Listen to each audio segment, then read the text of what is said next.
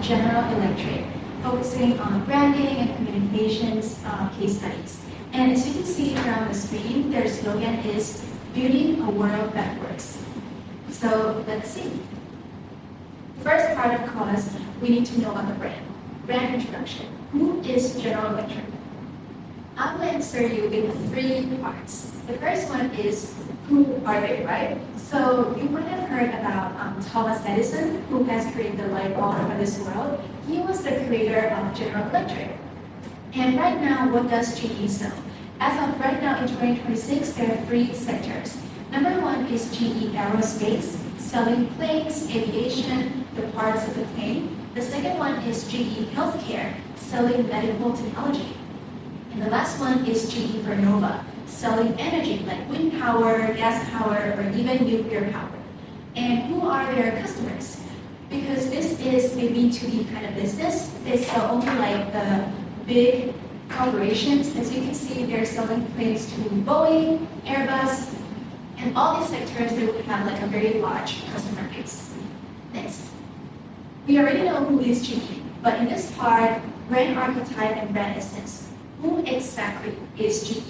Who is their like inside DNA? So let's find out. Their archetype, I believe that they are the creator, because GE is a company who has the central role in creating light, where it was once dark, creating light bulb. They also created electricity to our houses. They also create planes for us to fly in. And also, they are one of the companies who helped send the American to the moon. So I believe that's why they are the creator. Next, what about brand DNA or brand essence? I want to show the slogan, once, now, and forever of GE. Because I believe there are 2 main DNAs for this brand. Number 1 is the core DNA. No matter how much GE changed, their main DNA is that they will always create something good for the world in the past, now, and they will always continue to create forever. And the other DNA that I find interesting, I think we can call it American progress. Because GE, they didn't only build for the world, but they started from building for America. So I believe that being an American progress might be one of their cultural DNA as well. Next, brand identity and brand image. We're going to see how GE presents themselves and also how people actually perceive GE. So this I got from the website of General Electric, and as you can see, the logo from the past, from the beginning, right? It's just black and white, and if you don't know how to read it, it's actually G and E, like the small g and small e. And then it became like the circle. They also have a nickname calling the meatball. But the official name, you can see GE monogram. And right now you can see that in 2004 is the blue one, right? But right now, they're separated into 3 companies. So they have the dark blue, purple, and also green. Okay, so as I have told you before, it was black and white, then blue, that many of you guys might be used to seeing the blue color, but right now, they're already separated into 3 different companies with different colors. Okay, so this is like one of the parts that I like the most about the analysis. As you can see, it's not just purple, it's not just blue or green. Let's start with GE Healthcare. This isn't just the normal purple, it's called compassion purple color, meaning that for healthcare, they want to be kind. They want to be a gentle doctor who create like a good medical technology for everyone in the world. That's why they use compassion purple. And for the font, they use Soar Sans Pro font, which is different from the old font of GE. Because they say that it's kind of like a soft font, but also precise, kind of like in the doctor sector. And also, they use capital C, because they want to highlight the word health and also care, so that they combine both health and care together. The second one in the middle is GE Aerospace, for the planes and the space, right? So they use signature brand color, dark blue. But they also call it Heritage GE Blue. So it's a lot darker than the old blue because they want to signify that this is from the Heritage GE, but also explore to space, kind of like the color of the space, dark blue. And the last one is GE Vernova. And Vernova is from the Spanish word, meaning like green, and also that's why they use green. But it's not just any green, it's called evergreen color, because they want want to present that this is a power industry that they want to create the greens and earth for everyone in the world. Now, before I move on, I want everyone, both of you, to memorize the colors, right? There are purple, dark blue, and evergreen. Now look at this. When they have the strong brand color for each of the company, they always use those colors consistently.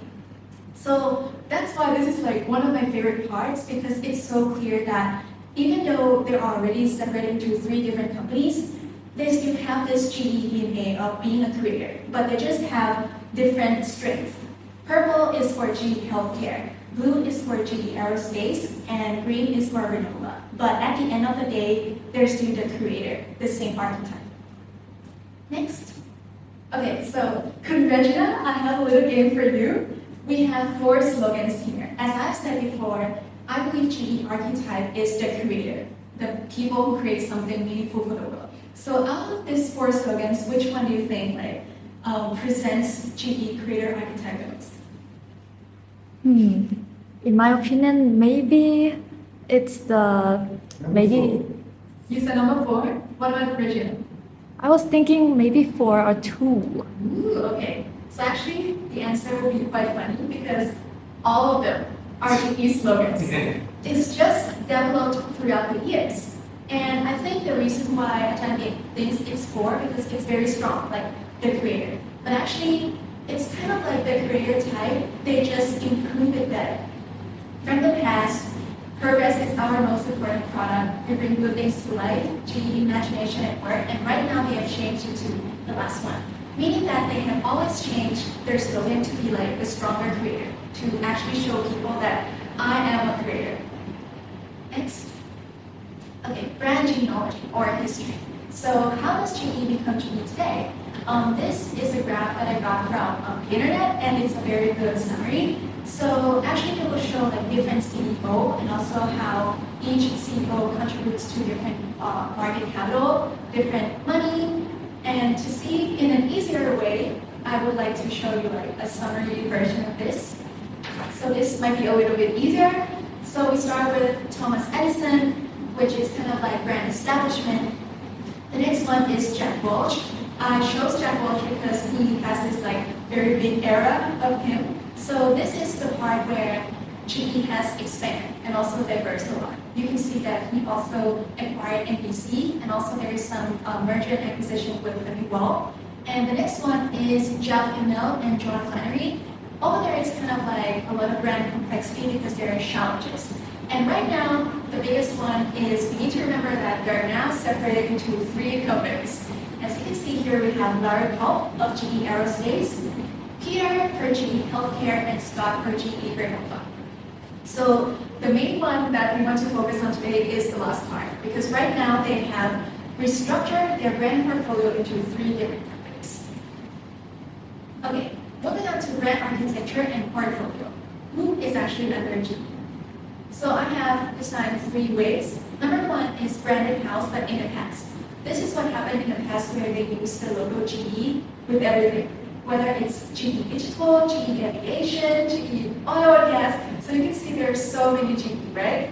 But right now, we might think that it's a branded house architecture. In the present, they have changed into number 2, 3 companies.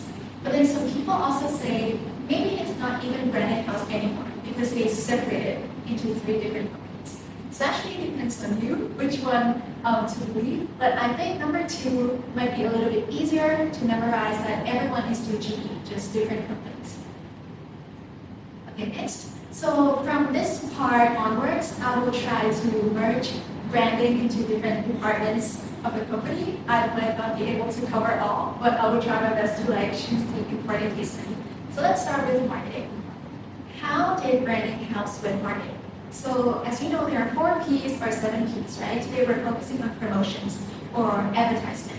As you can see, there are so many colors, but in each advertisement, the colors are matching each other, and they always use the same tone. Just like when we learned with luxury brands, they have image congruity, brand congruence. So I believe this is like the key element for GE's successful marketing.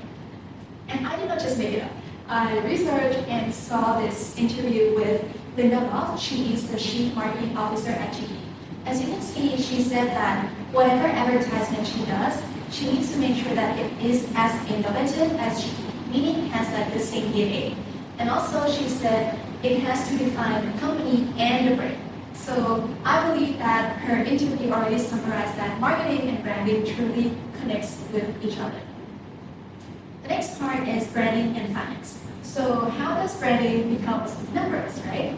So as you can see here, I have this case study of GE Vernova only for today. On this side, we have like the different numbers from the annual report of GE Vernova. And I think the easier way is I use a number and try my best to create this ECG metrics. It might not be the most accurate, but I try my best. So I believe that for STAR, it is GE Vernova electrification. Because the CEO, he said that it's very like progressive right now. A lot of people order forward, so they didn't actually produce it yet, but they have a lot of backlogs for like future orders already. So I think that's the start. And then we have cash cow, which is the power, because it's like it's always making money, and the market is kind of stable already because there are also a lot of companies who's producing power. And then I'm still a little bit confused about GE Vernova win, because I feel like right now it might be question mark, but if they don't manage to grow, it might be a dog. So we'll see like in the future. Okay, and this is from the interview with GE Vernova CEO. And as you can see, this is the news about finance. And from April 2nd, 2024, that's when they started separate from the OGE. And the graph, most of the time, it's kind of going up. So I believe that we can assume that if they have a strong brand portfolio, they structure into a good ECG metrics, it actually helps a lot with finance.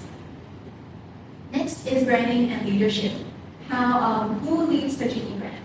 And for this case study, I would talk about Jack Welch because I have read his books. So it's kind of like a favorite thing I do because this is a very good book.